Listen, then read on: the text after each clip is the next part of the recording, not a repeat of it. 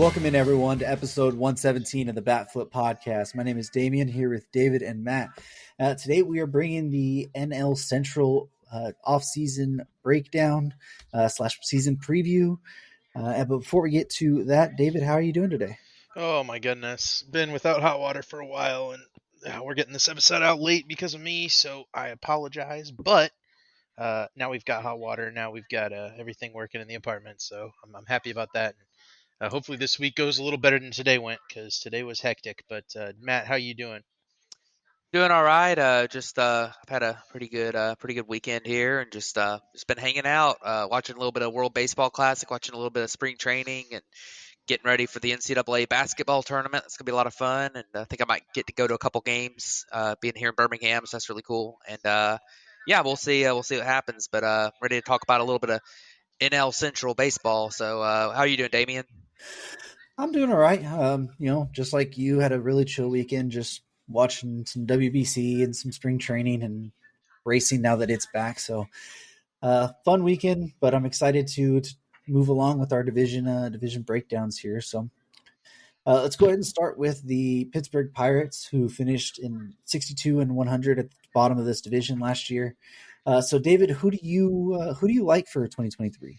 Yeah, so I went with G-Man Choi, one of the guys they picked up from the Tampa Bay Rays. I could not believe G-Man Choi ended up with the Pirates. I felt like he was destined for a contender. This is a guy who puts together like a 14, 13% walk rate every year, who hits for good power, well above average from that DH spot. And, with the NL having the DH now, I just felt like he was the kind of well above average bat that could really help some, contending team. But what's been his issue has been getting to power with Tampa Bay. 19 home runs is his highest. He's hit 11 each of the past couple of years. He's kind of more of a platoon guy, but I really like him hitting in Pittsburgh. They got the big fence. They got a bunch of space out there in right field. G-Man Choi is just one of my favorite additions in the offseason. When I was looking at first baseman for the Cubs, he was one of the guys that popped out immediately when he came available, and Pittsburgh snatched him up almost instantly. So probably the best plate approach to come on the market this offseason, and he's played in Pittsburgh this year, and he might not be playing there the whole year. They'll probably ship him out at the deadline, and that'll be a good one to look out for some contender. But yeah, G-Man Choi, very popular in Tampa Bay, and good plate approach. A little bit of strikeout issues, but I trust that he'll get to that power in Pittsburgh and be pretty effective. So, Matt, who do you like for the Pittsburgh Pirates?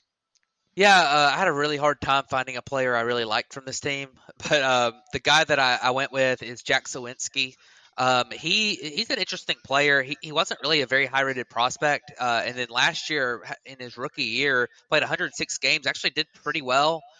He only hit 202, but had a really low batting average on balls in play, which hasn't really been a concern for him in his minor league career. But he had a really nice walk rate, 11%. So he did have a roughly 300 on base, which isn't great, but there's the upside there with his ability to draw walks. And he hit for some power, 19 home runs in 106 games, which was 372 plate appearances, a 411 slugging percentage. Which if he could find a way to bring up his batting average on balls in play with his a little bit, then that number will improve too. Exactly league average hitter at a 100 WRC plus, and he honestly played pretty good defense in the outfield. Put up a well above an above average defensive season. Put up almost 2 WAR in 106 games.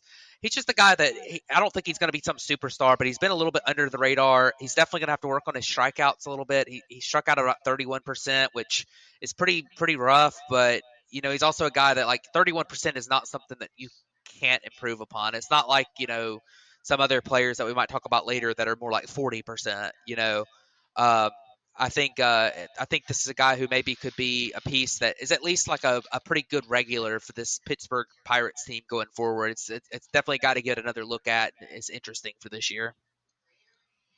Yeah, Jack Sawinski is a really interesting name for the Pirates moving forward. But the guy I went with was Mitch Keller. He is a guy who's had the prospect pedigree for the Pirates, had never really lived up to the expectations. Started off last year really, really rough. Got injured, made an IL stint, and then once he came back, he seemed to tweak his fastball a little bit and played with his slider some, kind of splitting it off into two different varieties, making more of a cutter and then of a hard slider in one. And then I think last year ended up with like 8 quality starts to end the year, had a 3.09 ERA in the second half. And then coming into this year, he's helped reshape that fastball a little bit more. And then he's kind of made a sweeping curveball, kind of eliminating the slider a little bit and kind of making it more of that sweeper that we've seen a team like the Dodgers have a lot of success with here with like Andrew Heaney and um, I forget who the guy was before that they had, but he's shown a lot of success with it so far in spring training. So it's really interesting if he's able to build off that strong second half for him and go into 2023 strong, continuing that performance. But David's who's the player you don't like, or here the situation that you don't like for the Pirates? Well, I figure I should have at least a player, and I absolutely hated the Austin Hedges signing. I'm really glad that that wasn't the Cubs' move. Hedges is a black hole at the plate, but a pretty good defensive catcher, and this is a team, remember, that used to have a really good defensive catcher in Jacob Stallings and traded him to Miami, even though he had 3 years left. And it's like you could have just kept Jacob Stallings around and let him develop those young pitchers, but instead you shipped him off as soon as he gained a little bit of value and had a decent season. So that's the kind of thing that I don't like about these teams that are rebuilding kind of constantly, like this Pittsburgh team. Is Jacob Stallings probably could have been the leader of this team, and he's not. Similar to that, you've got this Brian Reynolds situation where Brian Reynolds should be your centerpiece of the future. Center field or left field, either way. This is a guy who is a really, really quality hitter, high on base percentage, high batting average, good power, good versatility where he can play multiple outfield positions, a good leadoff hitter. He's the type of guy you need to build around for a long time, and they are insistent on not paying Brian Reynolds. Um, and the difference is literally the contract money, and Reynolds is ask. I don't know if you guys have it pulled up instantly, but it was not much. It wasn't egregious, and Pittsburgh still isn't willing to meet it. So that situation is what really worries me, because this team does not seem like they're actually interested in getting better, and they're just getting interested in winning on the bottom line by not paying Jacob Stallings, not paying Brian Reynolds, not investing on their future. Yeah, I believe it was something like 125 million, if I'm not Yeah, mistaken. yeah, that's pennies in this free agent market for a guy who maybe could play center field, but at the very least is a switch hitting leadoff hitter, quality hitting outfielder. Just it blows my mind that they're not willing to do something that simple. So, Matt, who do you not like for this Pirates team? Yeah, so I've been the one that's been going with one player, and now all of a sudden I'm going with a group. But I'm going to say the lack of development from their farm system. This is a team that they've had a lot of high draft picks, and they've done a lot of things where they're like, they've made a lot of trades for young guys and for prospects, and their prospects just aren't really developing that well. Like, they've drafted Henry Davis with the #1 overall pick, and he seems like he's probably going to be a big leaguer and an okay big leaguer, but like they don't think he's going to stick at catcher, and he's got some concerns about his bat that he didn't really have coming out of college. Like, you've got guys like you got guys like Brian Hayes, who's dealt with a lot of injuries. That he's not really a prospect, but he's a young guy who he's kind of, he doesn't really look like a bust, but his high upside hadn't really been reached. You have a former top 10 pick in Travis Swaggerty that is now like the number 31 prospect in the system. And it's one of those things where like a guy like Nick Gonzalez just completely fell off a cliff last year. It's just one of those things where it's like they've had a lot of these high draft picks, and they've had a lot of guys that were interesting, but it seems like they're just kind of like the upside's just not really there as much with some of them. Like, if you go on Fangraphs list, like, they don't really have a super high upside guy except maybe Tamar Johnson. There's some guys who will be good, like Andy Rodriguez might be a good catcher. He could end up moving off a catcher too. Like, but it's just this farm system for a team that's had so many high level draft picks. Like, you would think it would look a lot more like the Orioles than it does. I mean, and I think that's been a problem for them. It's just been kind of development of their prospects, and that's been a problem for them for a long time too. I mean, you have guys like Tyler Glass now, and Austin Meadows didn't really do all that well in Pittsburgh, and immediately after they get traded to another organization, all of a sudden are like elite level players. So I definitely am worried about that. It's something to watch this year. Yeah, my player kind of goes along with that theme here of being able to, I guess, lack of development there, but it's Brian Hayes. He's a guy who in 2020 he's been a high rated prospect. In 2021, he was overall sixth ranked per Fangraphs in MLB farm system. It came up in 2020, showed a lot of promise in his 100 at bats, pretty much 376 average, or 442 on base, hit 5 homers there, 194 WRC plus, had about 2 wins above replacement in that small sample size. And then in 2021, came out, hit 6 total homers and 400 at bats, 257 average, a 316 on base, only at 87 WRC plus. And then in 2022, in his 560 plate appearances, 7 homers, 244 average, 314 on base, and an 88 WRC plus. He's just a guy who, had a really good hit tool, was supposed to have more power in there. I mean, he has battled some injuries, and I even think some shoulder injuries, so maybe that's been a part of it. But man, he's just never been able to develop being that hitter at the plate that was expected of him, through his prospect status. And 2023 is going to be a vital year for him to kind of show that he can get that offense back into what the prospect status was. For what it's worth, I both agree with you and disagree with you regarding Ke'Bryan Hayes, because he is 11th in WAR among third basemen that were qualified hitters last year. He finished 11th, Well, which is that's pretty good. I mean, that's top third, right? But it's also indicative of how good he is at defense. yeah. And he's a very good base runner as well. That tells me that all the tools are there for a guy like Ke'Bryan Hayes, and he's not necessarily busting. But then where I agree with you is that we're also seeing these kind of struggling issues from O'Neal Cruz, where all the talent in the world, can he put it together? He doesn't seem like he is, right? Rolosny Contreras is the same way. Guy's a top 30 prospect in the starting pitching staff, but he's not quite able to get to that talent, even though he throws a 100-mile-an-hour fastball. Well, the problem with Hayes is that he doesn't barrel the ball like at all. Like he's like bottom 3% or something in the league and doesn't hit the ball hard at all. O'Neal Cruz, he just swings and misses a lot, but he makes hard contact. Like Hayes needs to develop the ability to hit the ball hard again. Yeah, it feels, and if I'll chime in, it feels like both of these guys have a ruby red flag about them to a certain level. Like, because O'Neal Cruz, I mean, he struck out 35% of the time last year. That's almost like it's rare that you see somebody who strikes out that much improve to a acceptable level. Even somebody who hits the ball as hard as him, but you know that like the talent is there with him. Like the thing about Brian Hayes is with all the injuries he's had at the plate, it's worrisome that he's not hitting the ball a little bit harder, and you might think that maybe some of those the tools at the plate aren't there. Now, the thing about Brian Hayes, like you said, though, his defense and base running are so good, the floor is a lot higher for him. Like he's not going to be a horrible player.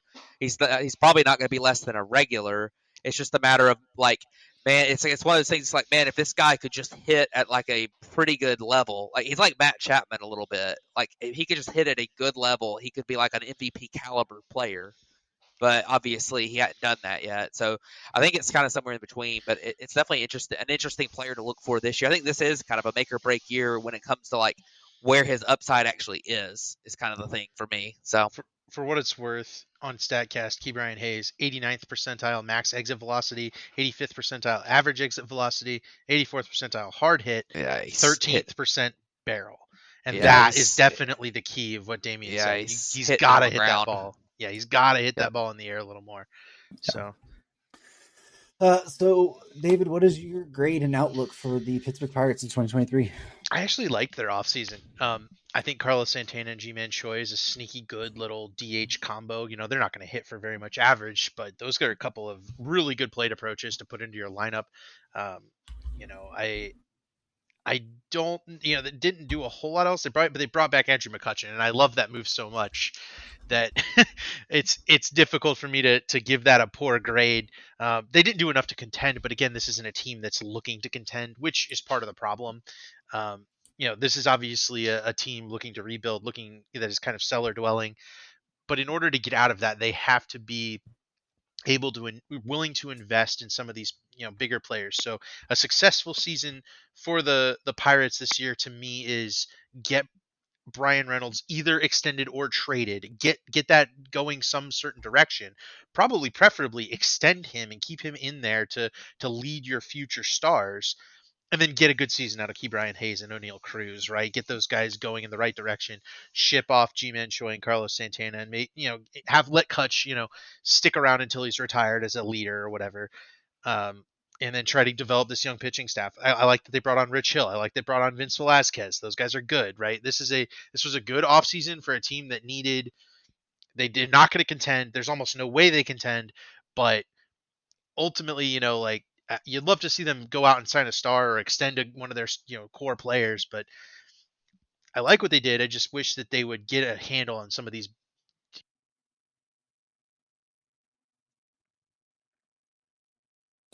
Well, I don't know where David went, but Matt, what is your outlook and grade for the Pirates? Yeah, so my outlook is obviously they're in a rebuild, and I gave them a C for their offseason. I thought that they I didn't love their moves they made. I like McCutcheon coming back just for the fact that he's kind of returning to have his swan song back in Pittsburgh where it all started. I think that's pretty cool. I mean, obviously, I like Rich Hill. I think he's a fun pitcher to have around, especially the kind of see how long he can keep doing it for. But the thing, and I like the leadership qualities they brought in because like David was talking about, Carlos Santana is a good leader in the clubhouse. That the Pitt, Rich Hill, McCutcheon we already talked about, but I actually kind of like the Austin Hedges move, just in the matter of they've got some young pitchers, and Austin Hedges is a guy that he's a terrible hitter, but you're not really looking like you're not going to sign somebody that's going to be a great offensive catcher and spend a lot of money. So you can bring someone in that can at least like handle your pitching staff really well. And I get the whole Jacob Stallings thing, but this is kind of a completely separate move from that, and I don't hate that just because like he's going to help lead their pitching staff that's really young. But I mean, the thing that I don't like is like these other teams that have been given good grades that are rebuilding. They went out and they signed a guy who has some upside, like real upside, or traded for a guy who has some like big time upside as a somebody like for example the A's signed the Japanese pitcher that throws really hard. Like he's got an upside to where it's possible he comes over. It's unlikely, but it's possible that he comes over and it's just like absolutely incredible for like the first half, and then they could move him for like a real prospect of some kind. But like, I mean, a lot of these guys that the Pirates picked up are like DH types or platoon types, so you might get a rookie ball relief prospect for, even if they do really well. Like G-Man Choi has a great first half. Like he's a lefty first base platoon guy who probably should really be DHing. Like you might get a low minors relief prospect for him, even if he's really, really good. So I kind of wish they had gone out and got somebody who was a little bit higher, had a little bit higher upside from plays half the year and ends up being really good for half the year and goes into gets a real prospect back. Like they didn't sign anybody who's got like the capability of being like a Brandon Drury last year for the Reds. It's just kind of like there's nobody really there. So I gave them a C. Hopefully, I hope to see McCutcheon do really well. That'll be pretty fun for him. Kind of like how Albert Pujols was last year. Yeah, so I gave them a D, and that is for only one reason. They have the greatest pitcher slash nickname on their team, and I'm not going to mention it, but if you guys know, you know.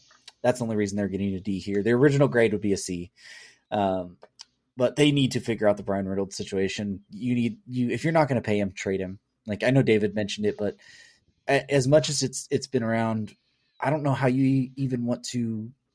You've been dealing with this for multiple years already, but then now he's formally requested a trade, and you're just basically going to tell him like, no, we're not going to do that, but we're just going to hold on to you anyways. Like you need to figure that situation out, and preferably probably at this time just cut your losses, trade the guy, get a haul back for him, and move on, and get some more of that young talent that you can potentially move forward with here. Because if you keep Brian Reynolds and you don't pay him, then he's gone in 2 years anyways. So then what good did that do you? You just set yourself back even more because you didn't want to pay him.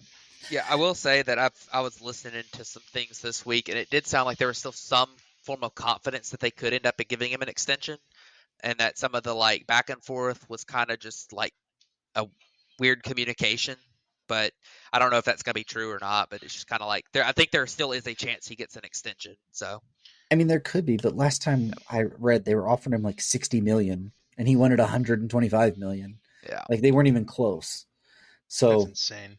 we'll see, anyways. But as long as the outlook, I think you'll finish fourth in this division. I think they're a better team than the Reds, but we move on. yeah.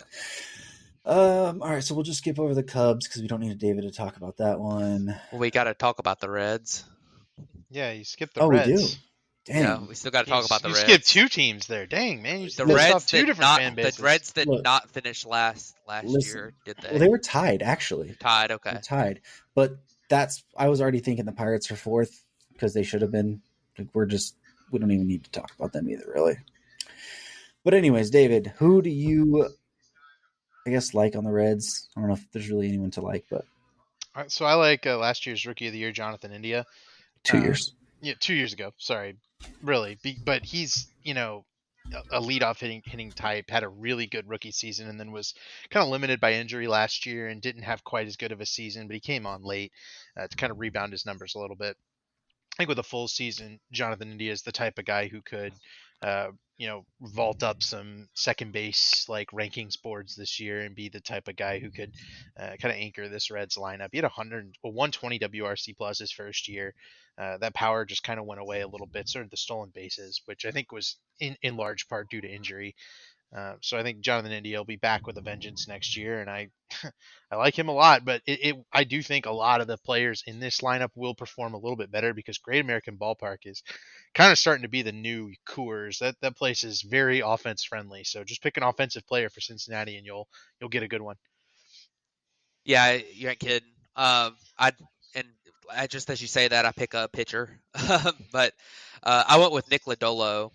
And the reasoning behind that is that this guy is a lefty who has very, very, very good command and a very, very, very good slider. And last year in the big leagues, it was a great 103 innings in his rookie year.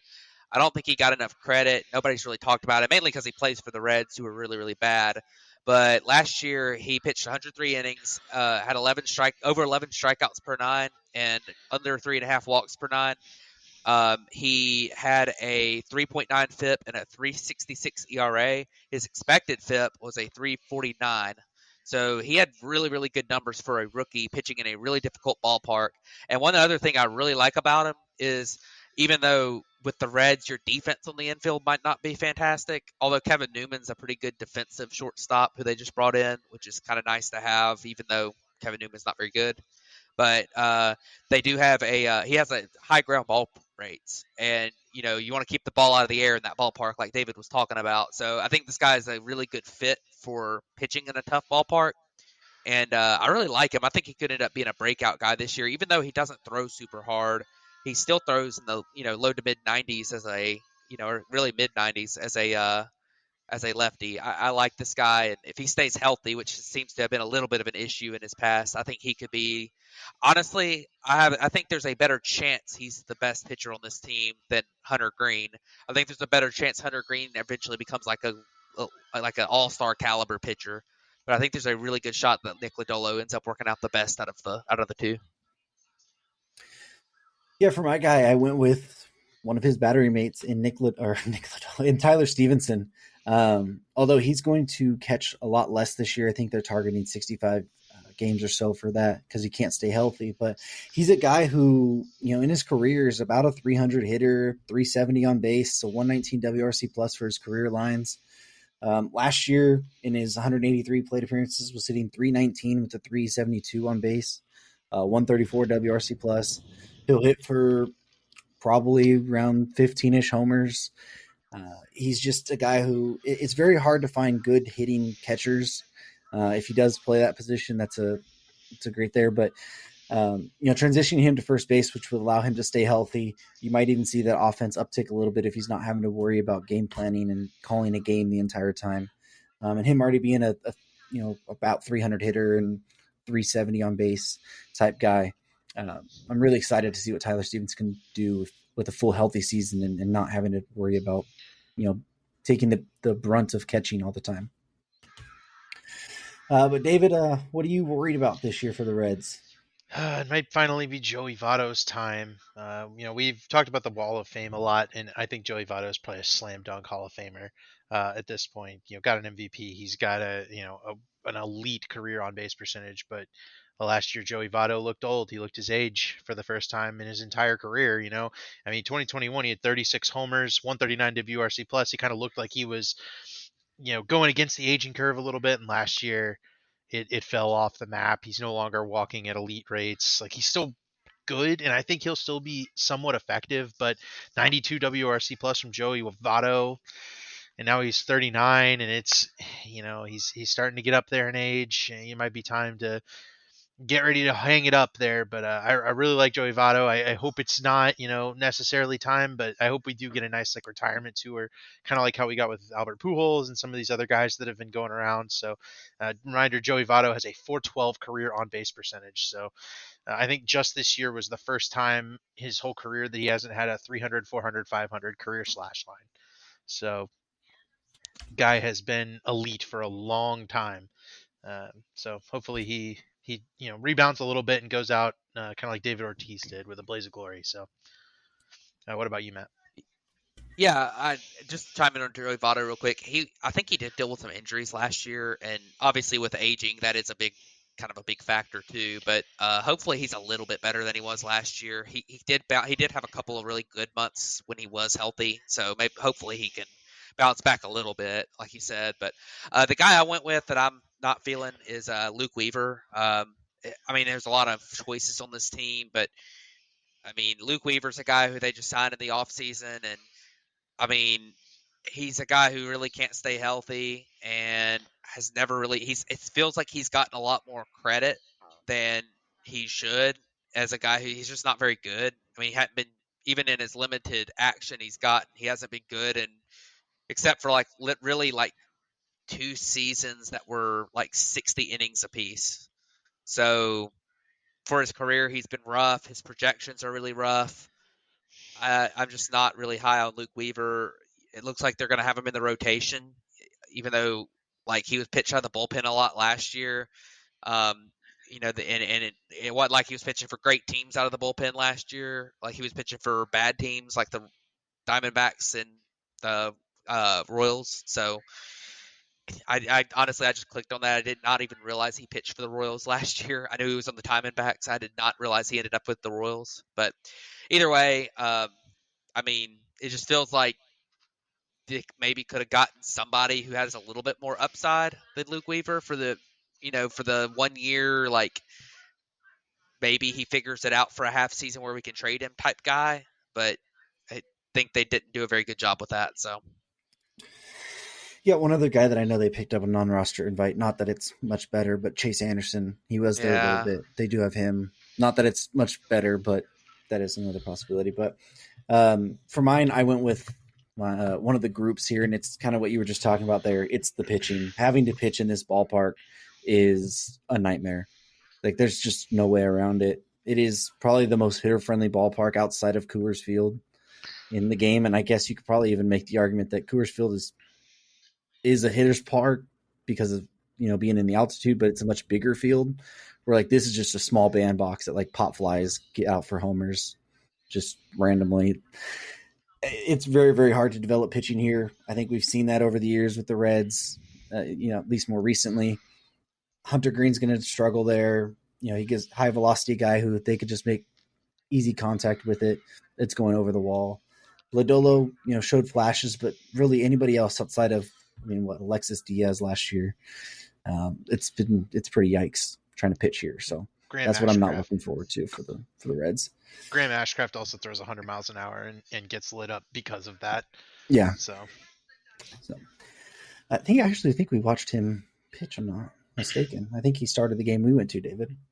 he might have, yeah. He's But good, but is the issue for him yeah. is he just gives up that hard contact because he throws so hard. So what's your grade now look for him? Yeah, so I'm going with a D. I just don't like this offseason, right? Similar to they had a similar kind of offseason, right? They bring in Will Myers, they bring in Luke Maley, Chad Pinder, Kevin Newman, right? Luke Weaver he's not great, but I just none of those names really do it for me. I think Will Myers is maybe my favorite, but gosh, this is a team in the wrong direction, and they do not have the young stars that Pittsburgh does. I think we're all kind of agreement that this team is a little bit worse than the Pittsburgh team, and they'll be battling for last and probably battling for the best lottery odds in the draft. I mean, they'll probably be above the Oakland A's and the Washington Nationals, but these are a couple of really just poor teams. I don't have much else to say by way of this. I just don't like this offseason as much as I like the Pirates. Yeah, I thought it was kind of similar to the Pirates offseason in some ways. I did, I think out of the two teams, Will Myers was probably my favorite signing just because there's a non-zero chance that Will Myers comes out and hits really well for a half a season and gets a real prospect in return in a trade. Like, I mean, it's happened before. I mean, in 2020, which, I mean, 55 games was roughly a half a season. He put up a 155 WRC plus. Like, that's not that long ago. Like, if he could do that again for a half a season, like, he could get him back some form of a real prospect. I mean, I'm not talking like a top 100 guy, but somebody, you know. So I like that signing. I think that, I mean, they're not a. I don't love this team. I mean, Nick Solak's another guy that they acquired that is kind of interesting. Um, like he's he's been okay. I mean, he's I don't know. They're not. There's just not a lot to like about it. I give him a C just because, like, I mean, they did sign one guy that's a somewhat, and Kevin Newman for that matter has some form of upside because he plays good defense, but I don't really like this team very much, and their offseason, they just didn't really do anything, and they didn't really have anything to do, honestly. But Will Myers was a guy that I just thought maybe a okay pickup, so I guess that's something. But like, I give him a C. I mean, I didn't completely hate it. I'd rather him do that than go spend a lot on guys who suck, and I mean, it's to make their team like maybe like win 65 games instead of 60 games. I mean, it's they just kind of stink. But we'll see what happens this year. Maybe maybe we get some interesting moments like from Joey Votto. Maybe he has a good half season or something, and we'll see. Maybe a couple of their prospects come up. I know Spencer Steer looks like might start the season in the major leagues, and they've got a couple guys who are somewhat close. So maybe they can get some interesting contributions from a couple prospects too. But we will see. So, Damian, who do you got? What you got for them? Yeah, I gave them a D. I think they're going to be the worst team in this division. I don't know if it's a gigantic gap, but I think they're going to be the worst one here. Really, I just gave them a D because Will Myers was the one signing that we said there, but at least like the Pirates added a couple other interesting pieces to their rotation. Like you got a good veteran in Hill, you signed a guy in Velasquez who a lot of people like their stuff, never really panned out, but people still like the stuff. You got two, solid guys in Santana and Choi. We're like here, you signed Will Myers and I guess Kevin Newman, but I mean he doesn't bring the same allure there. I mean, trading for Will Benson's interesting. I mean, Chad Pinder was a non-roster invite on the bench. Just none of these guys give me the confidence here to, say that they're going to be anything at all. And then going into the year with Weaver, Luis Cessa, or Chase Anderson as your rotation here, like it's really meh. And they just showed no willingness to try and do anything. And it's kind of been the Reds' MO the last couple of years, ever since they started the sell off, anyways. But it's just super frustrating. I couldn't imagine actually being a Reds fan and just having my team not wanting to do anything at all. Yeah, and I want to add real quick, kind of to what we're talking about, in that you look at their farm system, and you would think that this farm system is a lot better than it is for being such a bad team for several years, especially one that sold kind of early on their traded guys early. Like a lot of the guys that have come into the system have kind of fallen off since they got there. So um, there's been some rough reports on some of them. So, I know they got Ellie De La Cruz, but I mean, he's a very volatile prospect. And if he doesn't hit at the big league level, like you might end up having like a Tiger situation here too. So, with the only exception be that the Tigers are somewhat willing to spend. So, like this could be a really rough situation. I don't really love their future going forward. Yeah. All right. So now it's time for us to skip over the Cubs. No, and no. go to the Brewers, right? No, we can skip over the last team. All right, fine. All right, David. Well, I know you're not going to get the one you want to talk about for who you Yeah, like, so it's you okay. snooze, you lose. But who do you got that you do like? Look, I might have actually chosen this one over Cody Bellinger. Yeah. And I want to note that there's a lot of names that I could have picked here. I've had to go with this one because it's my MO right now, is that Hayden Wesneski is extremely underrated across the board. How often do you have a guy come up for 36 innings, I think 4 starts, get an immaculate inning in, and have a sub 3 ERA and not be like a top prospect and a rookie of the year favorite going into the next season? Like, it never happens. Hayden Wesneski is very good, has good velocity, mid 90s, the one of the best sliders in baseball. He's working on a changeup. This is the type of guy who could explode really fast and just end up being a really good pitcher for a long time. The Cubs are trying to figure out what they want to do with him. Right, they've got a number of options. They've really improved their depth in terms of starting pitching options, and to where Wesneski's not necessarily required to start in the starting rotation, but he's performing in this spring so far like a guy who is going out trying to earn a job. He's already looking really locked in. He's got that slider working. He's managing the pitch clock really well. He seems like the type of guy who can go out there and get this done. And Damien and I were at his first start. Like he mentioned, this is the type of guy that we watched. We got to see him in action, and he looks like a major leaguer and a really good one at that. And he's not on any prospect list. I think Fangraphs is the only one who has him on there. So underrated, and I'm really excited about him this season. Yeah, I like Hayden Wesneski as well, and I think I want to point out while we're talking about it, man, the Yankees have made some really bad trades the last couple of years. I mean, they got him for a reliever Yep. who Who is now hurt immediately injured. blew up at his elbow. Yeah, Yep. like, and it's crazy. Even if he was if he had continued to be a really good reliever, that's still a kind of dumb trade. But Yeah. the guy I went with was I didn't have a lot of guys that just stood out to me as guys that I just really really liked on this team. But I went ahead and I went with Justin Steele. Last year he had a really good season, and I don't think he got talked about very much, outside of obviously Cubs fans talking about him. But he had a 3.20 FIP, a 3.18 ERA, and 119 innings. Um, this is a guy who hasn't necessarily stayed healthy long term, and he's also a guy who's been around a long time. Like he's 27 years old. This was his first real full-ish season in the big leagues, but he had a really good strikeout rate last year. Has a really really good breaking ball. I mean, I like what I saw from him. He's got a good ground ball rate, which plays pretty well, especially if the wind's blowing out in Wrigley. Like you always have um, some volatility. It takes a little bit of volatility out of Wrigley Field if you get the ball on the ground a lot. And I like guys who have a lot of strikeouts and get the ball on the ground a lot. I think it's a good combination. It makes it where you don't have there's not quite as many ways for you to get hurt. And honestly, his numbers look a little bit like Framber Valdez's did right Mm-hmm. after he came up. And I mean, maybe not quite as many grounders as Framber Valdez, but still, I mean, he's a pretty good looking pitcher and maybe a late bloomer the Cubs were able to stick with for a while and ends up. I mean, he's the number 36 prospect for the Cubs in 2021, and he really hadn't been on a list since Yeah. then. And he just kind of came up last year, come out of nowhere last year, and was really solid. So we'll see if he's able to back that up this year. But I think he's at least like going to be a solid pitcher for them. I think even if he doesn't hit on like a super high upside or anything, I think he's going to be solid. So Uh, good for them on sticking with him, and I think he'll be good this year. a brief note on Justin Steele is that he started throwing a slider last year for the first time.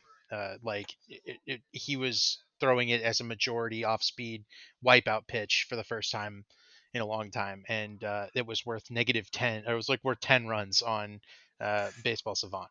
So they've got that pitch moving. He's working that in nicely, and he's got a number of other offerings to throw that are very effective. So yeah, I love Justin Steele. All right, so we didn't think we were going to get to the Cubs, and I wasn't going to take Cody Bellinger, right? Like, Yeah. Yeah. I think it was pretty obvious here where I was going. I've talked about it at end on here. I'll keep it short. Bellinger is primed to bounce back to his self of what we knew as MVP, as rookie of the year. Maybe not quite to MVP level, but a guy who can hit, has 30 homer potential, will play close to Gold Glove defense in this center field. He's not completely broken, like everyone said. He just needs to make some couple swing changes, get back to shortening it up a little bit, taking the ball the other way a little bit more, just to take the top of the zone away from all the pitchers with the high velocity there. Anything middle and down, he's going to crush. He just needs to find himself. He needed a fresh start. As much as I hate it, I think he's primed for that. Yep. And that's pretty much what I'll say there. And if I had to pick somebody else, it'd be Nick Madrigal, just because I think he battled injuries last year, and he's a guy who in the 2 seasons before that was about a 320 hitter. So there we Trolling go. David. I Love to see it. No, I no, I'm generously not didn't trolling at take all. Madrigal. Yes. I'm not Generously didn't trolling take him for at the all. not worried one. Bellinger's looking good in spring too. Just mechanically, he looks sound. So that's good to see. Yeah. So let's go to the players we're worried about. I am.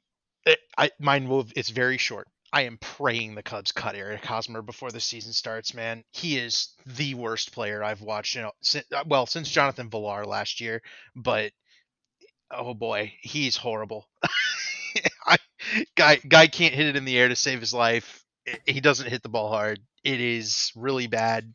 Like watching Edwin Rios, who's come over as well, and Trey Mancini compared to Eric Hosmer is like night and day. How much better those guys are than Hosmer at doing exactly the same stuff. Like I think Mac Mervis is a better player right now than Eric Hosmer.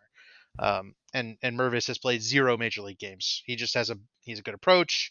He hits the ball hard sometimes, right? Like that's all you need to be better than Hosmer.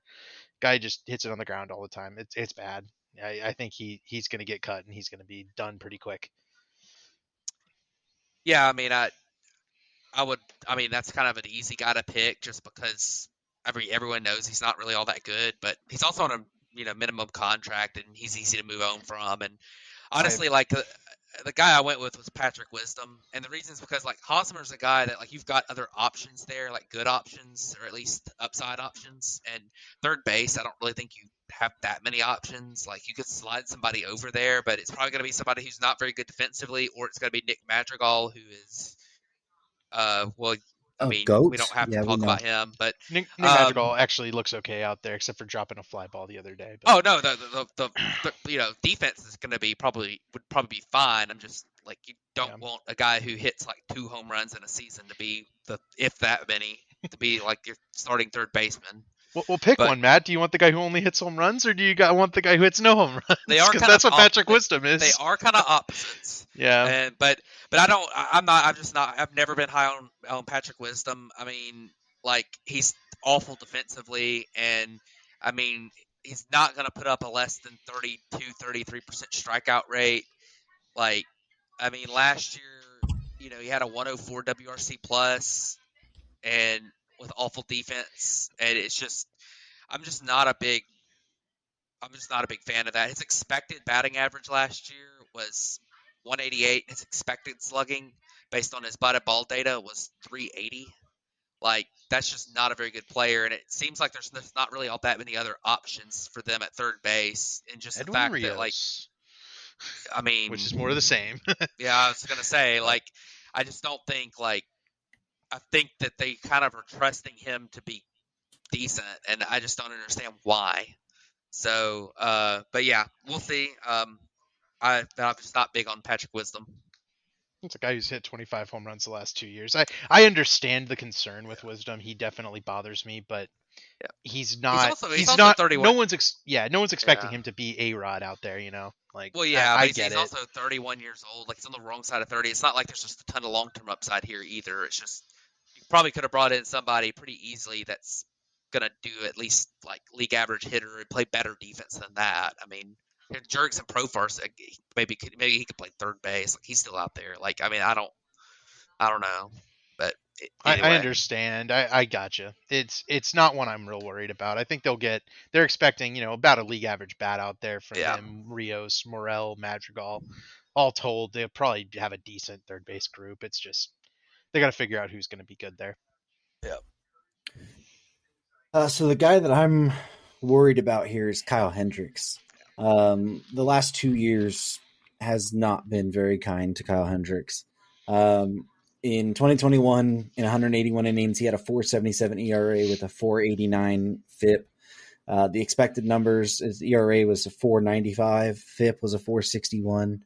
You hope to see the bounce back last year. He did battle some injuries last year, only had 16 starts, but in 84 innings again, had a 4.80 ERA, a 5.07 expected ERA, a FIP of 4.82, and an XFIP of 4.46. He's just, I don't think he's going to be as effective as he once was in his career, where he was posting, low threes or mid three ERAs with expected numbers in the high threes there. It just seems like anything he's throwing now is just getting crushed. The ground ball rate really suffered this year. Home run rate wasn't as bad. It was kind of more in line with his career averages, but just in general, he's just getting crushed nowadays. Obviously, a guy that doesn't, rely on velocities, a movement-based location type guy, and it just, I don't know if it's the sticky stuff or what it's been, but ever since that crackdowns really happened, Kyle Hendricks just went the wrong way. The good news is the Cubs don't need him. He's not projected in their starting lineup. Yeah. He's whatever he gives them this year is a bonus. And if he's struggling, they won't throw him out there. I think that's pretty clear. So I hate it because I love Kyle Hendricks, but yeah, he has been throwing BP for a couple years now. So we'll see. Hopefully he went to Driveline and to improve his velocity actually this offseason. So hopefully he comes back with Wow, a he might little touch more 90. something. Yeah, I mean he'll get to 90, That's but maybe that's generous. enough, right? I That's mean maybe that's generous. enough. Yeah. So He as might far hit as outlook, 87. yeah, he might go from 87 to 89 or 90, but that might be enough to keep Yeah. him effective for a few more years. Um, as far as outlook, I actually like this offseason a good bit. I don't love it because I think they missed on what could have put it over the top. Right? We've talked in length about the shortstops. We've talked a lot about Dansby Swanson. I like Dansby. He definitely was maybe playing B or C. I think for many Cubs fans and for anyone looking in on this team. Um, I really like Nico Horner. I hope they give him an extension at some point. I don't think he'll be taking one because free agent shortstops are getting a crazy amount. Even if he's playing second base, everyone knows he can play shortstop. But I like Mancini. I like Bellinger. I like Edwin Rios. I like bringing back Drew Smalley. I like Talon.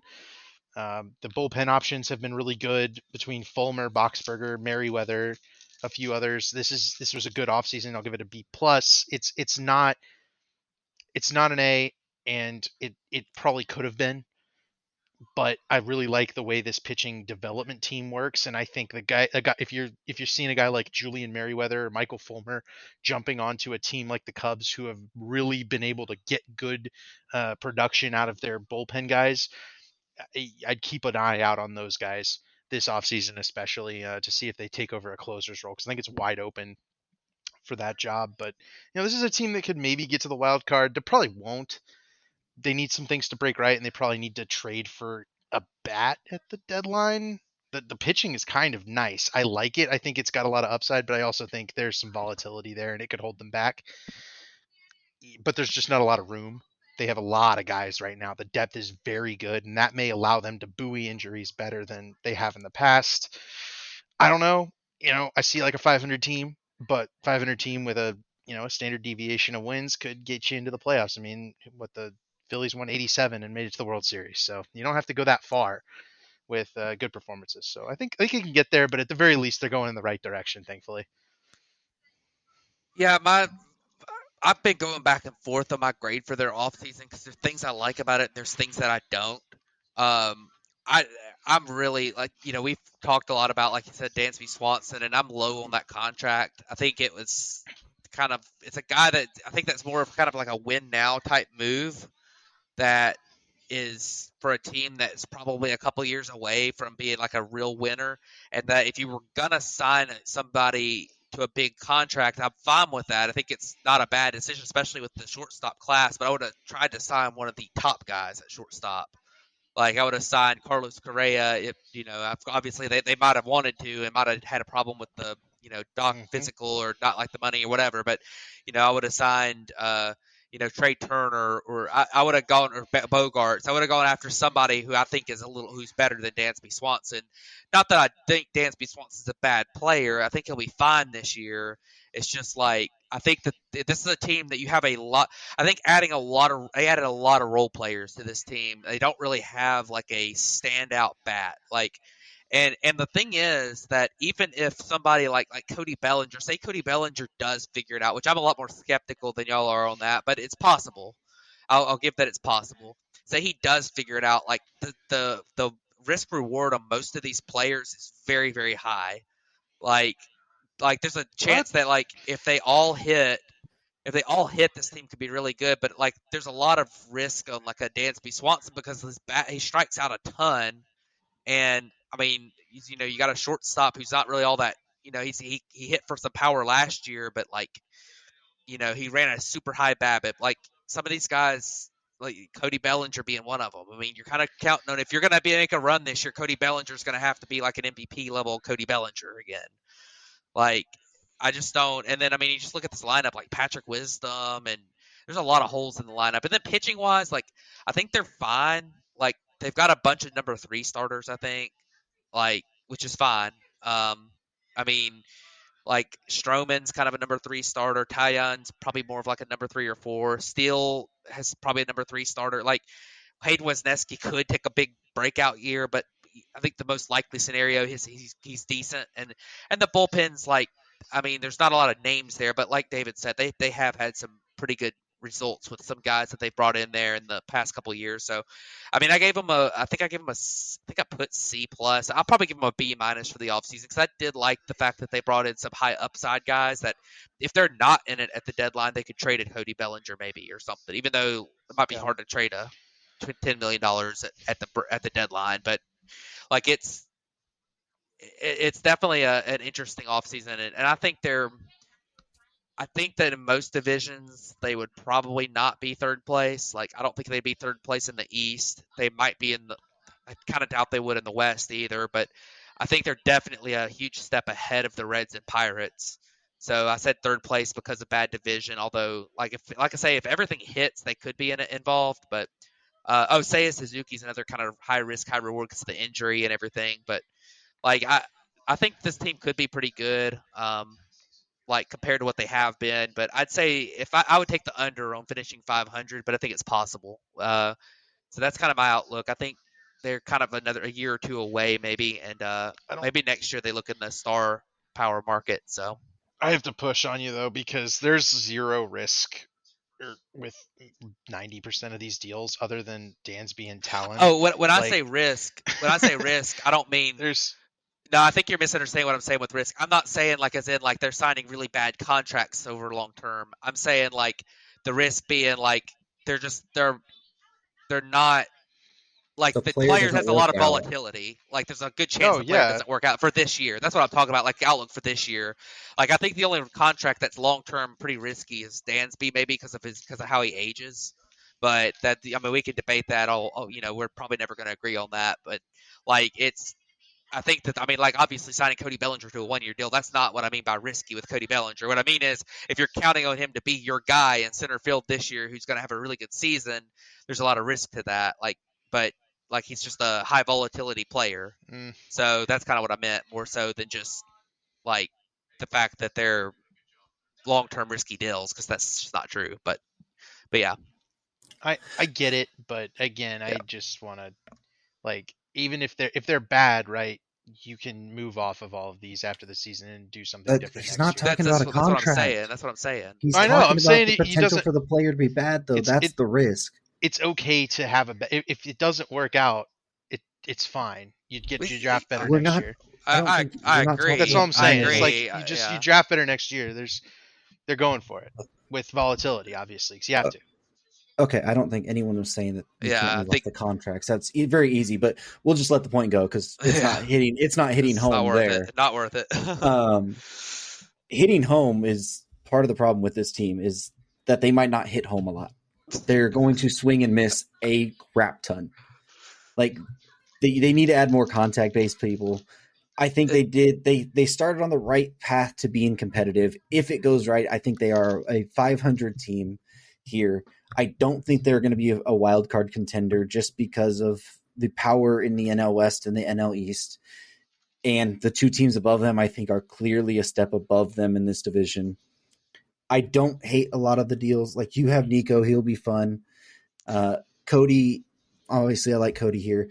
Dansby, if you get the Dansby from last year, that's a great player. If you get the Dansby of what he was in April last year and doesn't know how to hit the ball and was people were talking about one of the worst hitters ever, that's risky there. A free agent to be an Ian Happ here. Saya's already injured for 6 weeks or something. Like there's a lot that can go wrong with this team. There's a lot that can go right with this team. It's a up or down. It's going to be super risky either way.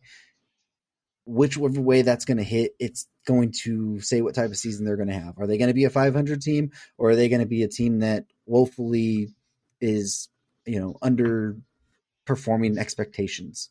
I think a lot of people are thinking that they're going to be some team that's going to be competitive right away this year, and I just don't think that's quite it. I think it's a year or two away before they're really ready to take that step to being a contender in the National League.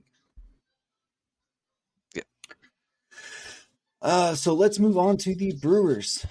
So, David, what do you got for the Brewers? With Rowdy Tellez, I think that he was one of the most impacted players by the shift last year, and that's a guy who also hit like 33 homers. A lot of power, good plate approach, the type of guy at age 27 who's kind of on the cusp of a power breakout, and he only struck out 20% of the time. It's not like he hit 35 homers, but he's not like the type of slugger who's just missing the ball all the time. He's at a 215 BABIP with a 20% strikeout rate. This is the type of guy who could take a massive step in the right direction if the shift ban kind of helps him get some balls through on the right side of the field. Big fan of Rowdy Tellez. He had a way higher xWOBA than a WOBA both the last 2 seasons. So yeah, I think the results may wind up matching a little closer, and that could be Pete Alonso level good numbers at first base. He might be a key for them offensively. Yeah, I like Rowdy Tellez as well, and to back up your point, I was watching the ball game last night, the USA Mexico World Baseball Classic game, and they were talking about Rowdy Tellez. He's playing for Team Mexico, and I believe they said he was the second most impacted player by the shift. Like you said, he was really highly impacted. I think the most was Corey Seager, and that Rowdy Tellez was like number 2 on that list. So definitely very interesting to look for. I almost picked him for this year, but the guy I did pick was Freddie Peralta. And the reason I picked Freddie Peralta is because this dude is really, really good, and nobody's really like paid any attention to it. 2021, he was fantastic for Milwaukee. He had a 2.81 ERA on the season, over 12 strikeouts per 9. Like this guy is like he was really good in 2021 and 144 innings, and last year he was pretty good again. He wasn't quite as good, but he had a 3.58 ERA, a 3.06 FIP, 9.9 strikeouts per 9. His walk rate did come down last year some. Now he only pitched 78 innings. That's kind of the issue with him. The last couple of years has been injuries. But really for his whole career, he's been a couple of years as kind of an up and down guy, and then injuries have impacted him in his 2 supposed to be full major league seasons. So he's 27 years old, and the projection systems like him to be a low 3s ERA type guy, low to mid 3s, and I really, really like him. I think he's going to be a really good pitcher for them to kind of be that number 3 in their rotation this year. That last year at times they didn't really have that good number 3 with Peralta being injured. So I really like him in this rotation going forward. Yeah, the guy I'm looking forward to this year is Garrett Mitchell. We got a flash last year of 68 plate appearances in the majors, hit a couple homers, but had 8 steals. Hit 311, 373 on base, 136 WRC plus, very, very small sample size. Struck out 41% of the time, so that is a gigantic worry. But if he can get back to his numbers that he had, in the other levels of the minors, even if it's 25, 26, 27%, with the amount of speed that he has and a little bit of the unlocked power that's in there, he's going to be a guy who, if he hits 10 or 15 homers, he's going to probably steal over 30 bases this year. He'll play really good defense in center field. He's going to fly all around the park. He's just going to be a really fun player to watch this year. Been one of my favorites since he was at UCLA, so I'm very excited to see him actually getting his shot in the major leagues this year. But David, who are you worried about on the Yeah, Brewers? we've addressed this a little bit because we just recently talked about this trade. Jesse Winker goes from the Mariners to the Brewers, and he was not good last year compared to how he had been. He still had an above average WRC plus at 108, but the power was kind of gone. Only a 344 slugging. Jesse Winker's the type of guy who has to hit. He's completely, devoid of defensive value in left field. And between him and both, Tellez and a couple other guys, the Brewers they might need Jesse Winker to play the field a little bit. And if they do that, he's really got to hit to be able to, supplant that value. And a lot of the reports coming out of Seattle were about Jesse Winker's pregame performance and preparation, and he wasn't particularly a good teammate, and they were kind of sick of him over there, and that's why they shipped him out in the first place. That's what I'm worried about. I think Jesse Winker's probably still a good player, and he could probably still get back to it, but he's going to have to kind of rethink how he prepares for games, because if that's the case, you can't have your on base matching your slugging unless they're both over 400. So not a good season last year for Jesse Winker, and they're going to be relying on him, I think, like Rowdy Tellez and probably also Christian Yelich, who I don't think he's on anybody's worry list, but he should probably be because dude has fallen off big the last couple of years, but it has been an injury thing. So we'll see if Christian Yelich can maybe get back to being an impactful player. Yeah, the one thing with Christian Yelich that I'll add is that that is in his favor is that he's gone to where he's hitting the ball on the ground an absolute ton again, which kind of sucks. But with the shift being gone, it might not hurt him quite as much as it has been. So maybe he can get back going a little bit. Um, but yeah, the guy I picked that I not super high on, and I mean it's kind of an obvious pick, but Keston Hura, the guy's just not very good. Like he put up I mean he's the lowest he struck out in any level since 2019 in AAA. That's been more than like 10 games is 31% in his big league debut in 2019. Like he strikes out an absolute ton, and I know he's hit some home runs, but like they keep bringing him back and thinking, oh man, he's finally kind of figuring it out. He keeps going down to AAA and hitting well there last year in 13 games, and they keep thinking, oh, he's going to figure it out. He's going to figure it out, and then he comes to the big league level and is just not good. And last year at the big league level, he had a fairly decent WRC plus, but like he struck out 42% of the time, and he had a 355 BABIP. Like, which is he's just not very good. And if you're the Brewers, like I don't think you can continue to give this guy shots. So we'll see. He's also horrible defensively. So we'll see what happens with him. I think that I don't know how long he'll be a Brewer, but we'll see. I would hope for them that he's not super long. So Yeah, I wonder if they're probably going to do some platoon there with Winker and Hura at DH, probably. maybe. The guy, I guess I'm going with another group again, but this bullpen scares the hell out of me. Like, Devin Williams, he's great. We know he's great. Outside of that, none of these guys give me a ton of confidence. The Brewers are also one of those teams like the Rays that always just find guys and have good results at the end of the year, and the names on paper don't look like it. And maybe you fall into that trap, but I'm not sure that, the back end of the bullpen, especially with Williams locking it down, might be fine with him and Matt Bush, who was very unlucky once he went over there last year. But, man, I mean, you got Adrian Hauser, who's a starter that you're putting in there right now. Aaron Ashby probably will end up in there a little bit because he can't stay healthy enough to be in the rotation. You got Justin Wilson, who has Tommy John surgery that might not be back this year either. But then, like Bryce Wilson, you got a Javi Guerra, the one from the Padres, not the one from the Dodgers back then.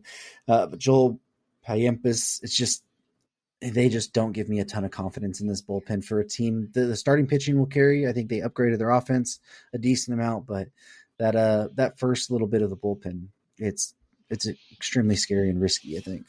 Yep. Agree completely.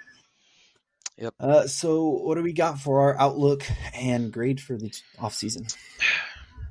I actually like this offseason that they had, and it's funny because I I don't like the Brewers, and I actually don't like this team all that much. I think they have a I think they have the more volatile team of just about anyone here, right? They have a ton of guys who are high boom, right? William Contreras, Jesse Winker, guys who haven't played at all, like Garrett Mitchell and Bryce Durang, Keston Hura, who's boomer bust, right? Willie Adames is very much a boomer bust type of guy. Yelich has been that way. The lineups is highly volatile. The pitching is very reliable and very, very good and very strong. One of the strongest rotations in the major leagues. Um, but I liked their offseason. I liked Wade Miley. I liked William Contreras, obviously, getting him basically for free, it seemed like. And then, and Brian Anderson kind of looks like he's going to be able to step in and play rock solid right field for them. So, and they got him late in the offseason. I like this offseason a lot. They didn't have to do a whole lot. The team was already kind of in place, and they just kind of added around him. That's the kind of offseason you need to have. But Damien's right. Do um, they didn't do anything in the bullpen, so it's an A minus, and they'll definitely contend for the division. But yeah, I think they are a bullpen away from being my favorite for the division because I'll give you a sneak peek of the next one. I think the next team is overrated. Yeah, of course you do. But I I mean the Brewers are a I think they're a pretty good team. I gave them a B for the offseason. I thought that I mean some of the moves they obviously didn't spend a lot of money, and some of the moves they made I thought were fine. Like Jesse Winker. I mean, I'm not super high on him bouncing back, but maybe he can. Who knows? The William Contreras deal, I'm not quite as high on that on the player as I think y'all might be. I think a lot of people kind of look at him and say, "Oh my God, they got an all-star catcher for free." And well, for one thing, just William Contreras can't really catch. I mean, he did some last year, but he was pretty rough behind the plate. And I don't fully believe in the bat being what it was last year. It might be, but I I don't know. And then like they didn't really add anything else. I mean, this is a team that's pretty close, and I mean they could have added something else. I mean, they could have used it like Damien mentioned with their bullpen. They could have added a good bullpen arm, like just somebody. I mean, like if only they didn't trade away a certain lefty reliever last year. But Mm, I mean, they lost the guy that they got in return for that, Taylor Rogers. And they didn't replace him really. I mean, and then their rotation's really good, but they maybe could have added. I don't really love Wade Miley. They maybe could have added somebody else at the back of the rotation. I mean, Wade Miley's okay, but you're going to have a lot of rotation depth in order to have a good season for them, like in your starting rotation. Because if you don't, you're going to end up, abusing the bottom of that bullpen, which isn't very good. So we'll see. The outlook for me, I think this team is very, very similar to what they were last year. Like, I think that they're going to have a similar result. They're going to win, like, they're going to be above 500, but they're going to be right on the fringe of making the playoffs. I wouldn't be stunned if the Cardinals didn't do as well as last year, but like they're not. I don't think they're going to be like. I think they're going to be fine. Like they think they're going to be decent, and they might get that third wild card. It just depends on kind of like how other teams do. I think this team will end up being somewhere around like an 85 win, 86 win type team. So it'll be close for them. Maybe they add something at the deadline. They do have the prospects maybe to add, and who knows? Maybe one of these prospects comes up and hits, like Sal Frelick um, and Joey Weimer. Joey Weimer's the other one that's close. Like I know Churrio's still a pretty good ways away, but and then maybe Garrett Mitchell. I'm not as high on him as Damien is, but he could be good. He's definitely got some physical talents. So, but we'll see what happens here. It's definitely a decent team, but I don't think they have super high upside. Yeah, see, I think I'm a little bit higher on the off season and the offensive upgrades than you guys are. Jesse Winker had a really bad year, but when you dive down into it, he still walked a crap ton. He didn't strike out a lot more than he has in the past. The BABIP was down, the exit velocity was down, but every other statistic pretty much said that he would be the same player. Like, he still hit 14 homers, getting him back in a division where he's played a lot of games into another ballpark where it's more hitter friendly. Like, I think he'll be plenty good enough again to with this team, and probably playing more just against righties. I would assume going to more of a platoon base. The Brewers always do a good job at that. Um, you know, William Contreras is risky as the catcher, is trying to catch every day, but I mean, the rest of this lineup, I really like it. Brian Anderson, if he can stay healthy as well. Another name people aren't talking about that they, non-roster invite, they signed Luke Voigt, Oh yeah. who has a ton of power. You get him in there as well. Abraham Toro and Owen Miller, two other names that they got, in the offseason. There's potential there as well. I just think this team offensively it upgraded quite a bit, and if you have those horses at the top of that rotation in Corbin Burns, Brandon Woodruff, Freddie Peralta, if they are healthy and going, and even Eric Lauer had a really really good season last year. That's four really good starters. This team has been a team that's made playoff runs before. I think they do need to upgrade the bullpen. We've said that, but I think they've added more offensive firepower to be able to compete a little bit more with the teams in the playoffs when you get there. And they don't need that much offense when you have guys like Corbin Burns and Brandon Woodruff just shutting the other opposing teams out all the time. But I gave them a B, or no, I gave them an A for the offseason grade. I think they could be a division hopeful against the team that ended up winning this division last year in the St. Louis Cardinals. Let's ignore them. David? Let's not talk about them. I like Ryan Helsley, their closer. He throws 103, and he's very, very good. The type of guy who's kind of forced his way into the closer's role. Alex Reyes had it for a while. He's now departed. Giovanni Gallegos had the closer's role for a while. It's kind of firmly in Ryan Helsley's grasp at this point. He didn't allow a run until like June last year. Just absolute fireballer, averaging 100 miles an hour on the fastball. Doesn't walk anybody. Pristine control with a ton of movement and strikeout capability. This is the type of guy who can have a Josh Hader level season and impact on the NL Central this year. And I hate to say that because this team is this division runs through this team. They have for a long time. But Ryan Helsley, a 1.25 ERA last year, he put it all together, and he's probably going to be one of the best relievers in baseball this year. So yeah, it's going to be tough to score on the Cardinals once you get down to the 8th and 9th inning, I think. Yeah, I think that's a good pick. He's a good pitcher, and except for when he faces the Phillies in the playoffs. But the guy I picked was Jordan Montgomery.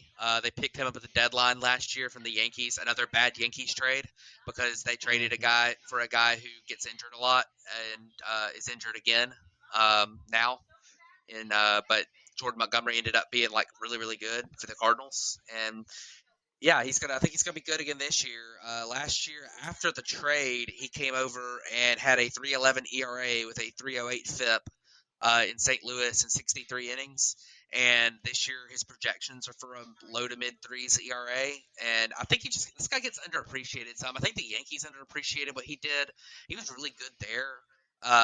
In a really tough ballpark to pitch in, he consistently put up pretty good numbers.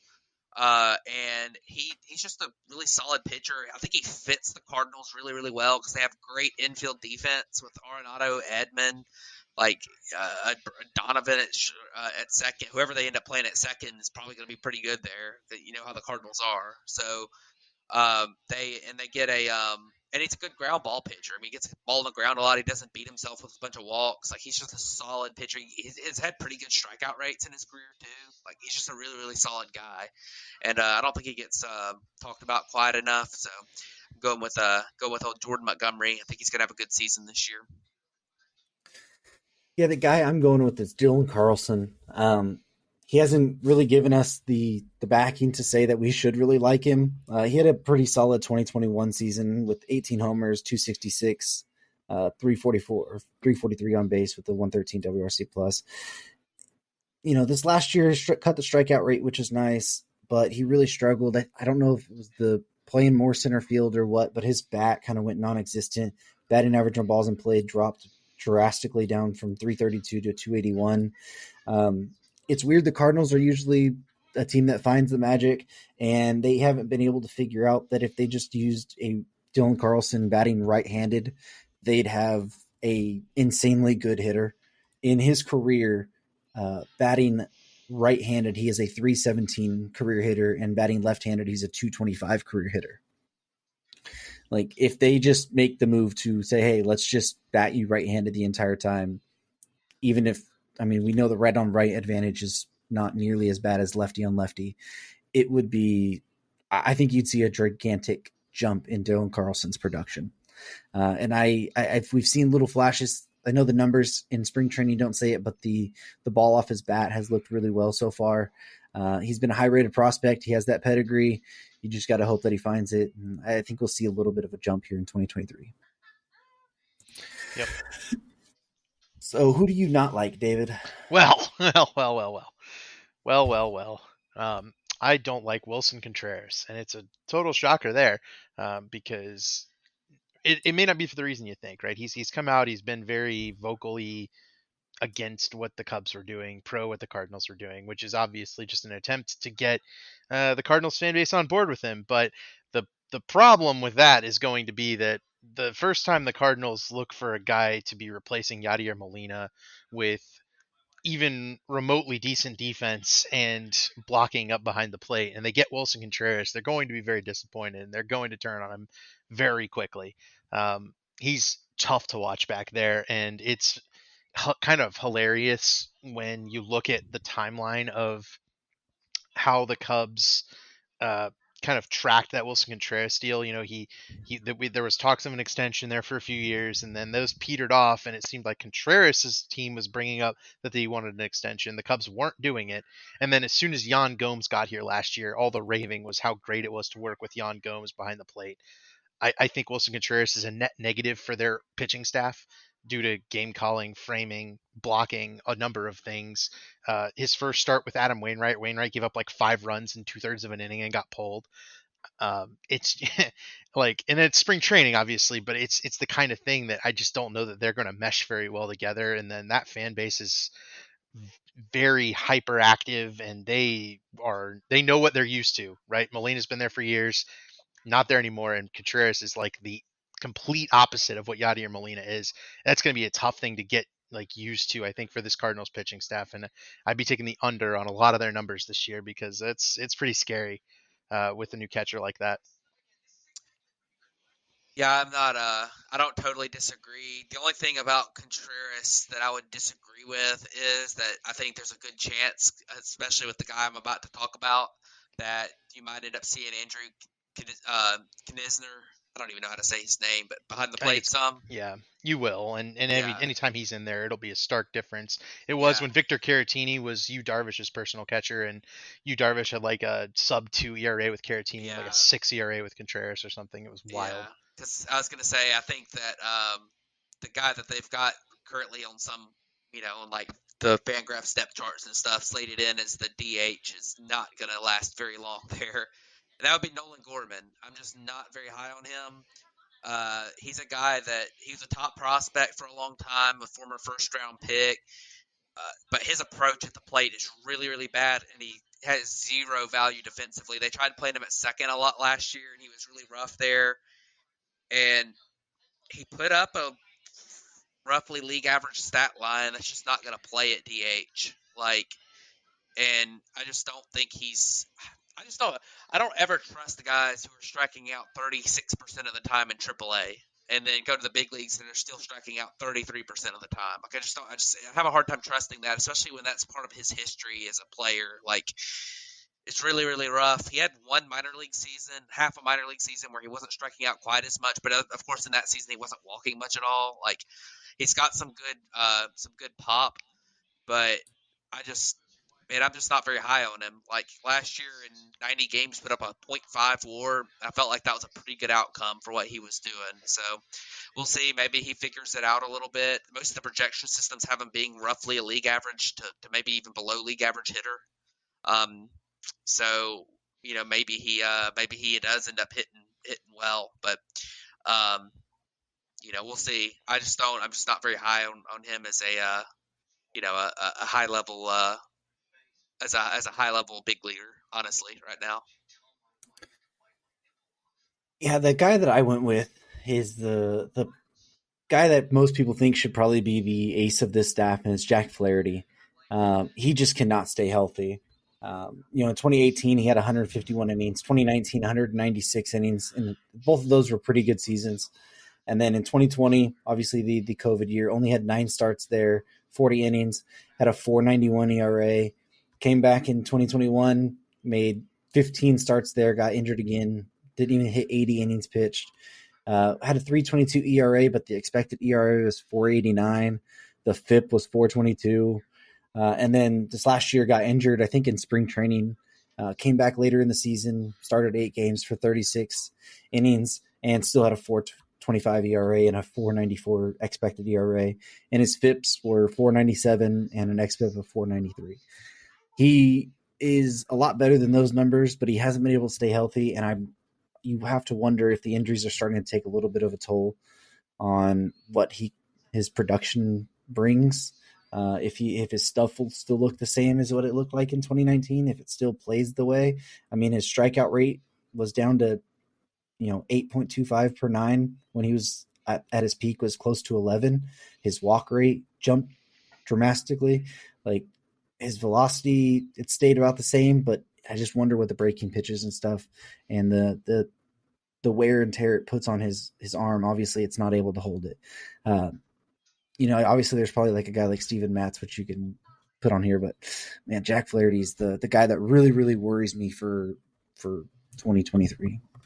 He'll be an interesting free agent case next year because I don't think there's any way he's sticking around. That means he's absolutely going for like 200 innings and has like a Cy Young year this year, right? I mean, even still, you've got all that upside. I don't know. Even a 1 year deal like Cody Bellinger's, if If with he a has Jack that big time Flaherty type, year, yeah, like, I mean, look at Rodon. He had the yep, same kind of injury e- issues, but he got a big contract. exactly. Never know. All right, so what's your grade and your outlook? So this is a team that didn't do very much in terms of free agency. That just signed Wilson Contreras. They felt like their team was really sound, and I can't say I disagree, but this is also a Cardinals team that is relying on stars in their upper 30s with Goldschmidt at 35, entering age 36, Naranado 32. Wilson Contreras is 31. The upside for this team is clear. It's what they did last year, right? A couple of MVP candidates, the MVP.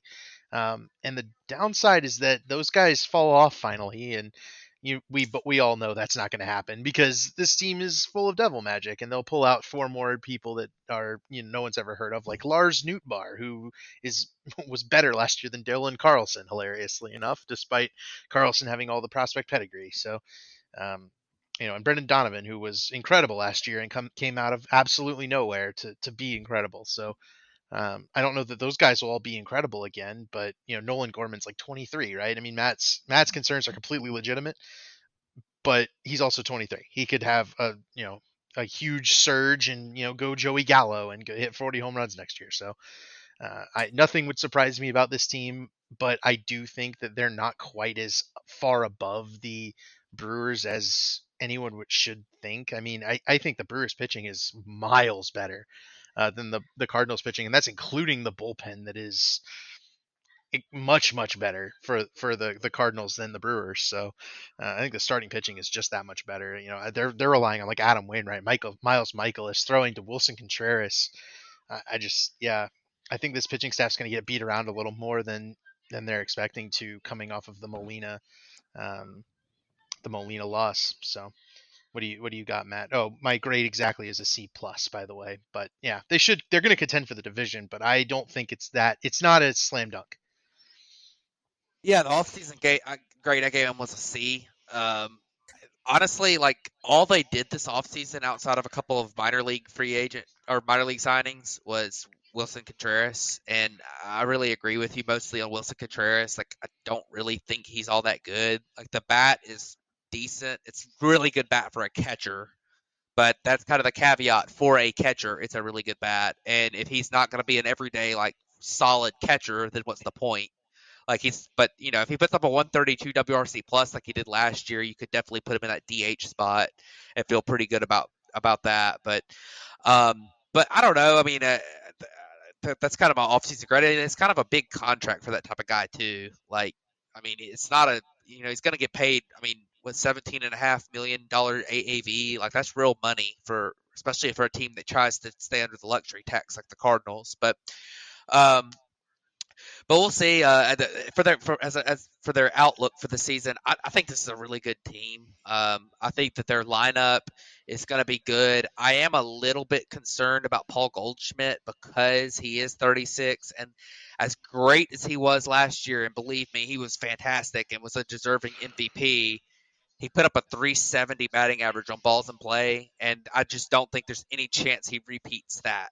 Like, I think there's a chance that he is still a 140 WRC plus, maybe a 150 WRC plus type hitter, but that 177 is just he's just not going to do that again, and they really did count on that last year.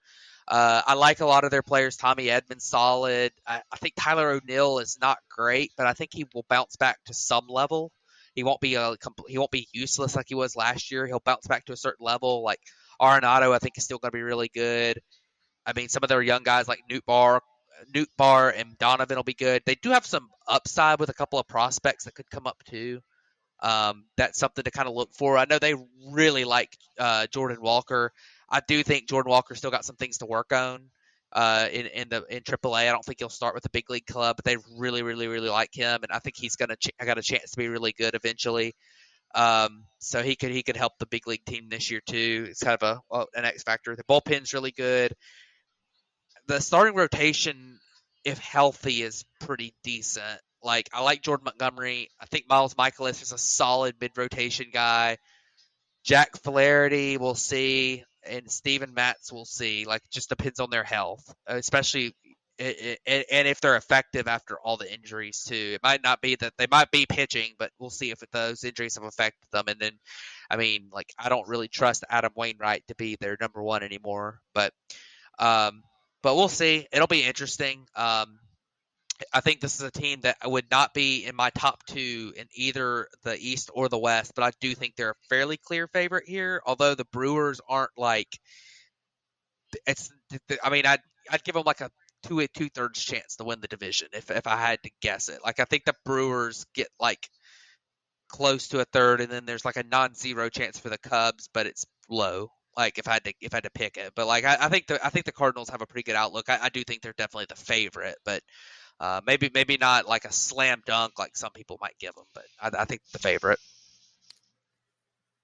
Yeah, I don't think the Cardinals are 7 game favorites Yeah, this year on the Brewers. I think it'll be a closer a race than that. I still think they are the favorite. I gave them a B. I'm not as low on Wilson Contreras as either one of you guys are. I think he'll be very fine there. I think it's a guy who just needs a fresh start. Um, who knows what? I mean, obviously, I think the bat is there for a catcher. I mean, David's watching him more defensively, so he'll be able to say, but who knows if the Cardinals are able to figure something out to help him to game planning wise, something. I don't know. Maybe they have something. Yachty will come work with him, whatever. But I think the offense is better for the Cardinals than it is for the Brewers. I think you have 2 MVP level caliber hitters there. You had Tyler O'Neill, who was, I think, did he finish third that year in MVP or fourth? something like that. He was really good. He was really good there. You got the Cardinals' creative players in Lars Nootbaar and Brendan Donovan. You got Dylan Carlson, who I talked about. I think can have an opportunity. He has the prospect pedigree there. Nolan Gorman has it. He just needs to, if he will develop there. Tommy Edmonds really, really good as well. And then you have a guy like Jordan Walker, who is, what is he, a top 5 prospect right now I think in so. the game as well? If you're able to pull that up, the rotation depth is really, really worrisome. You're looking at Matthew Liberatore, or who else is there down there?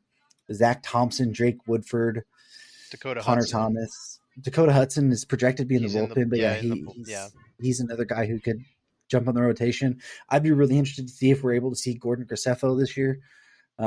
He's been really good so far. He only made it to Double A. He's not even on the 40-man yet, but man, I would not be shocked to see him get a chance this year, especially if Matz and Flaherty don't stay healthy. I mean, Dakota Hudson's even had his injury issues before. Really good bullpen, though. I very much like this bullpen.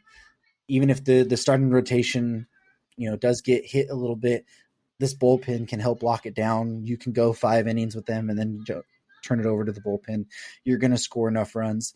It's going to be a dogfight. It's basically going to come down to how does the Brewers' new look offense compare to this pitching staff if it stays healthy in the rotation for the Cardinals, because I think it's clear advantage in the offense and bullpen to the Cardinals, starting pitching to the Brewers. So it's going to be a really interesting race, but I do have them as a division favorite right now, and I gave them a B for my offseason grade. But that will wrap up the NL Central offseason review and breakdown. Anything you guys want to hit on, talk about here, wrap it up on? USA is taking batting practice right now. Yeah, they are. It was 9-0 in the first inning against Canada, and 12-1, I think. 12-1. Yeah. So big, needed that one. Yeah. Got to beat Colombia so we can move on. Yeah, and it helped that Colombia lost to Great Britain today too. Yeah. So we're not going to talk about the loss to Mexico. Yeah. But anything else? Obviously we're going to have some WBC talk at some time. We'll do the NL West next week and probably a predictions episode. We'll try and fit a WBC episode in there. But anything else you guys are looking forward to? We got a little over 2 weeks until opening day, if I'm not mistaken. Obviously 30th, right? I believe so. Obviously, we're looking forward to opening day. I think that it's been a pretty good amount of injury issues lately for some teams, like Rodon going down. I don't know if we talked about that. Quintana is out for 3+ months. It sounds like today someone said Harrison Bader got hurt today, maybe. He does have an oblique injury. Yeah, there's been a pretty good amount of injury concern here recently, and that you hate to see that in spring training, but sometimes when guys start to work up to to full strength, they end up getting banged up and having some soft tissue injuries, some muscular injuries because of just trying to ramp up and everything. It's a tough time of year when you're not used to it. So hopefully they end up hopefully these guys end up getting back pretty soon, and I'm sure at some point in one of our preview episodes for the season, we'll probably talk a little bit about some of these early season injuries. But if you haven't checked it out, check out the World Baseball Classic. It's a lot of fun. That's pretty much it. Yep. Yeah, David, anything you want to hit on? Nope. I'm good. All righty. Well, thank you guys for tuning in to this episode of the Bat Flip Podcast, and we'll catch you guys next week.